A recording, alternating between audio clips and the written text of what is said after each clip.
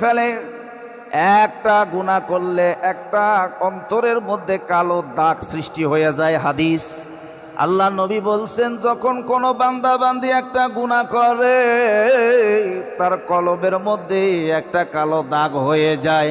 যখন এই বান্দা আল্লাহর দরবারে তওবা করে, নিজের কৃতকর্মের প্রতি লজ্জিত হয়ে তওবা করে, আল্লাহ তওবা কবুল করে এবং ওই কালো দাগ আর থাকে না। সুবহানাল্লাহ। কোন দুনিয়ার জমিনে নামাজ, রোজা, কালেমার প্রতি বিশ্বাস, নবীর প্রতি বিশ্বাস, আল্লাহর প্রতি বিশ্বাস, কিতাবের প্রতি বিশ্বাস আনার পর, নামাজ, রোজা, হজ, যাকাত করার পর, সমস্ত শরীয়তের বিধান মানার পরেও কিন্তু বান্দা গুনাহ করে ফেলে।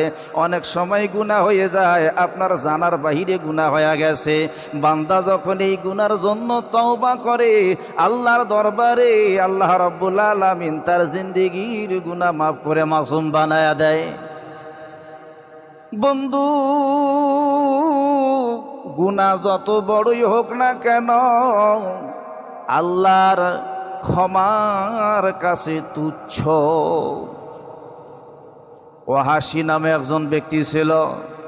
বদরের যুদ্ধে মুসলমান ছিল হলো 313 জন, আর কাফের ছিল কত? 1000।